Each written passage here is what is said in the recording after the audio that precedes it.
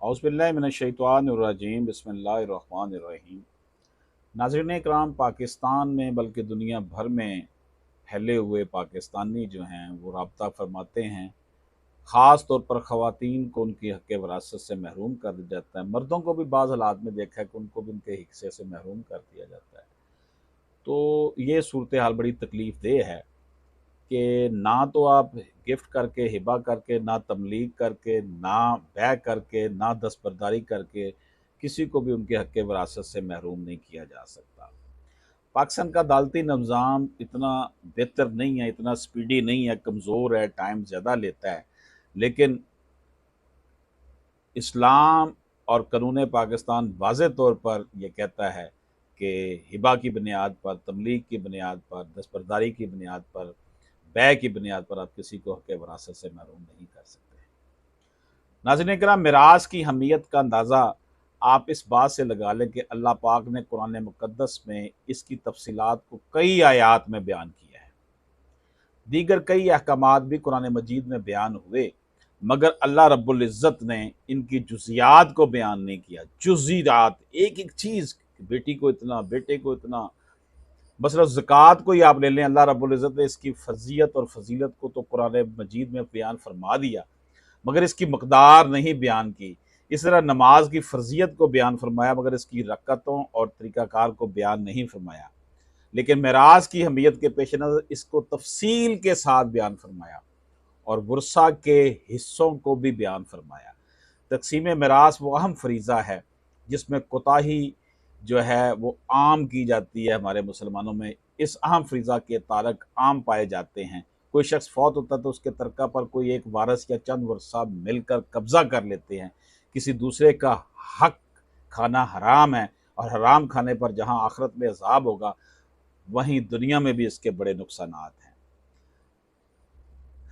नाज़रीन इकराम, लोगों की दीन से दूरी की वजह से हम जो लोग हैं ना, वो हराम माल खाने शुरू कर देते हैं।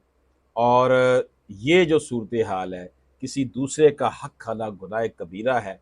ये ऐसा गुनाह है कि जब तक माफ़ ना कराया जाए माफ़ नहीं होगा। नाज़रीन इकराम, जो विरासती हक किसी का खाता है, ये अल्लाह की हद को तोड़ता है और ये माफ़ नहीं हो सकता।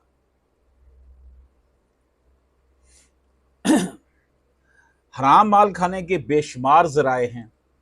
अल्लाह ताला के बेशुमार ऐसे बंदे हैं जो इन ज़राए से बचते हैं, मगर शरई तक़सीम मिरास एक ऐसा फ़रीज़ा है जिसमें कोताही के मुर्तकिब बड़े बड़े दीनदार लोग हमने रखे हैं वो हो गए हैं। कई लोग सूद, चोरी, झूठ, फ़रेब से बचते हैं और दीनदार होने के दावेदार होते हैं, लेकिन मिरास का जब मामला आता है तो दूसरों के हक खाकर आग के अंगारे अपने पेट में भरते हैं। हालांकि मरने वाले की जेब से अगर एक इलायची निकले तो किसी वारस के लिए शरन जायज़ नहीं है कि वो इस इलायची पर काबज़ हो जाए, क्योंकि इसमें तमाम वर्सा का हक होगा। इस इलायची को भी तरके में रख कर शरई तरीके से तकसीम किया जाएगा। नाज़रीन इकराम, इमाम आज़म हज़रत अबू हनीफ़ा रज़ी अल्लाह ताला अन्हो, इमाम अबू हनीफ़ा रहमतुल्लाह अलैह, बहुत बड़ी शख्सियत, अल्लाह उनसे राज़ी हो, किसी मरीज़ की इयादत करने गए। रात का वक्त था, चिराग जल रहा था। इमाम साहब इस मरीज़ के पास ही बैठे थे कि इस मरीज़ की वफ़ात हो गई। इमाम साहब ने फ़ौरन चिराग बुझा दिया और अपनी जेब से पैसे दिए कि इन पैसों का तेल लाकर चिराग जलाया जाए, क्योंकि इसके फौत होने के बाद चिराग का तेल मिरास का माल बन चुका है और इसमें तमाम वर्सा का हिस्सा है। इनकी इजाज़त के बगैर अब इस चिराग को जलाना हराम है।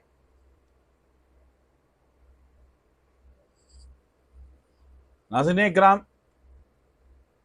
अगर कोई शख्स अपनी बेटी को जहेज़ में पूरी दुनिया की दौलत दे दे, इसके बाद इस बेटी का मिरास में 1 रुपया भी हक बनता हो, तो वो 1 रुपया बेटी का हक है, ये उसको देना पड़ेगा। ये नहीं कहेंगे जी हमने इसको जहेज़ दे दिया, हमने इसे पढ़ा लिखा दिया, अब हमने इसे कुछ नहीं देना। अगर दुनिया में ना दिया तो फिर आखिरत में नेकियों की सूरत में देना पड़ेगा। कुछ लोग औरतों से ये कहलवा कर कि हमने अपना हक माफ़ कर दिया, बेफिक्र हो जाते हैं। ऐसा करने से इनका हक माफ़ नहीं होगा, क्योंकि बै की बुनियाद पर, दस्तबरदारी की बुनियाद पर आप किसी की विरासत पर कब्जा नहीं कर सकते। विरासत के ज़रिए जो मलकियत वरसा की तरफ मुंतकिल होती है वो जबरी मलकियत है। ना तो इसमें विरासत का कबूल करना शर्त है, ना वारस का इस पर राज़ी होना शर्त है। बल्कि अगर वो अपनी ज़ुबान से सरातन यूँ भी कह दे कि मैं अपना हिस्सा नहीं लेता, तब भी शरन वो अपने हिस्से का मालिक बन जाता है। ये दूसरी बात है कि वो अपने हिस्से को कब्जा में लेने के बाद शरई कायदे के मुताबिक किसी दूसरे को हिबा कर दे या बेच डाले। या पहली बात यह है कि उसको इसका हिस्सा मिले, पोजेशन मिले। ये नहीं है आप उसे दिए बगैर कह रहे हैं कि मुझे माफ़ कर दो, मुझे हिबा कर दो, ये हो जाएगा। ये सारा अगर आप किसी को देंगे फिर देखें वो आपको कैसे हिबा करता है।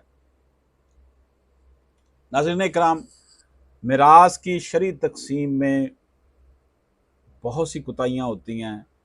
इस बात का अंदाज़ा इस तरह से लगा लें कि ये हमारे यहाँ आम रिवाज हो गया कि बेटियों को बिल्कुल विरासत में से हिस्सा नहीं दे। हज़रत इब्ने मसूद रज़ी अल्लाह तआला से रिवायत है कि नबी पाक सल्लल्लाहु अलैहि वसल्लम ने फरमाया, तुम इल्म फ़र्ज़, इल्म मिरास सीखो और लोगों को भी सिखाओ, क्योंकि मैं वफ़ात पाने वाला हूँ और बिलाशुबा अनकरीब इल्म उठाया जाएगा और बहुत से फितने ज़ाहिर होंगे।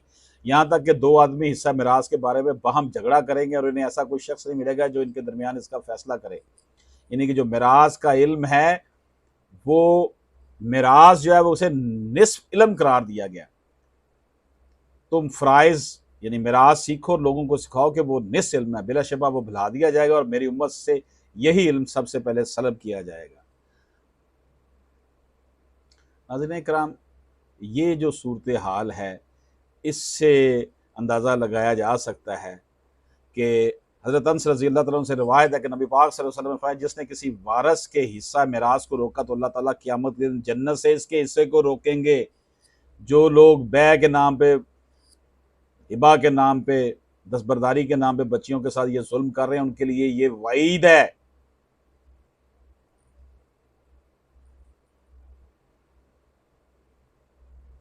हज़रत उमर रज़ी अल्लाह तआला अन्हु फरमाते हैं कि मिरासुल हसन और सनन को इस तरह सीखो जैसे कि तुमने कुरान सीखा। नाज़रीन इकराम, मिरास के मामलात जो हैं ये मिरास से मुतल्लक़ अहकाम वफ़ात के बाद किया। ज़िंदगी में अगर कोई शख्स बहालत सेहत औलाद में मालो जायदाद तकसीम करना चाहे तो इसकी बेहतर सूरत यह है कि बेटे और बेटी को मसावी तौर पर हिस्सा दिया जाए। अगर औलाद में से किसी को इसके तकवा या दीनदारी या हाजतमंदी या वालदैन की खिदमत गुजारी की वजह से निस्बतन ज़्यादा हसियत दिया जाए तो दिया वो किस सूरत में जा सकता है कि बाकियों को भी अगर वो कंपनसेट किया है या नहीं किया। ये नहीं है कि एक बच्चा जो है वो ब्लैकमेल करके अपने नाम में हिबा करवा ले। आजकल तो यही होता है। तो ये कुछ गुजारिशात थी आपकी खिदमत में जो मैंने पेश की। रिसेंट टाइम में 2019, 20, 21, 22 में सुप्रीम कोर्ट ऑफ पाकिस्तान में बहुत सी ऐसी जजमेंट्स आई। सुप्रीम कोर्ट की हर जजमेंट जो होती है वो पाकिस्तान का कानून बन जाता है कि किसी भी खातून को, मर्द को उसके वरासती हिस्से से बै के नाम पे, दस्तबरदारी के नाम से, हिबा के नाम से महरूम नहीं किया जा सकता किसी सूरत में। कोई आप आपस में जो है वो तमलीक कर लेते हैं, फैमिली तकसीम में भी उसको आप नहीं कर सकते। बल्कि यहाँ तक सुप्रीम कोर्ट पाकिस्तान ने कहा कि जब भी किसी को बाप बेटे को या बेटी को हिबा कर रहा हो तो जो महरूम हो रहे हैं उस वजह से उनको वहाँ पर बुलाकर बताया जाए कि आपका अब्बा इसको दे रहा है और आपको नहीं दे रहा। इजाज़त दीजिए, अल्लाह हाफ़िज़।